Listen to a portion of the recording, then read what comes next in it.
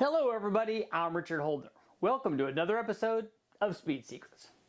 Working with our friends over at Comp Cams, we're going to show you the difference between a cam swap and a cam swap. So what's the difference? Well, the first one is just changing from one cam to another cam. The second one is changing from one cam to a cam that makes some serious power.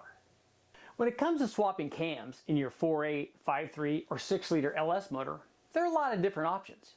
You can choose from one of the many factory cam upgrades, or you can choose from literally thousands of aftermarket camshafts.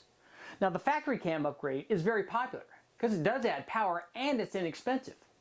But the aftermarket camshafts, like the one from Comp Cams that we use on our 6-liter, the power gains are much greater.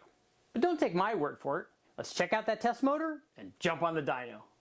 Our test motor was a 2008 LY6 6-liter. We did replace the variable cam with a fixed LQ4 factory 6-liter truck cam. Our 6-liter also featured a fast 92mm throttle body, fast injectors, and an XFI management system. Run with a set of long tube headers, our 6-liter produced 443 horsepower and 467 foot-pounds of torque.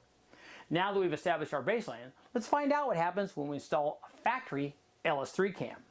After establishing the baseline with our factory LQ4 truck cam, it was time to upgrade, and the first cam we chose is a factory LS3 cam. Installation of that LS3 cam required use of a single bolt LS3 timing gear. After we installed the LS3 cam, the power output of our 6-liter jumped from 443 horsepower and 467 foot-pounds all the way up to 477 horsepower and 469 foot-pounds. So as you can see from the power curve, we improved the peak power output by 34 horsepower. But wait, take a look down low. The LS3 cam also lost torque, almost 30 foot-pounds down low. So there's a trade-off, top end for low end.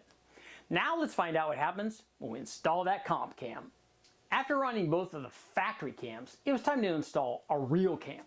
Now our comp cam, part number 54-469-11, offered a 617-624 lift split, a 231-247 degree duration split, and 113 degree lobe separation angle. It was a lot healthier than either of the two factory cams. Our cam swap was made easier by the fact that we already installed a set of 26-918 beehive springs on our LY6 heads. After installation of that 469 comp cam, the power output jumped to 544 horsepower and 492 foot-pounds of torque.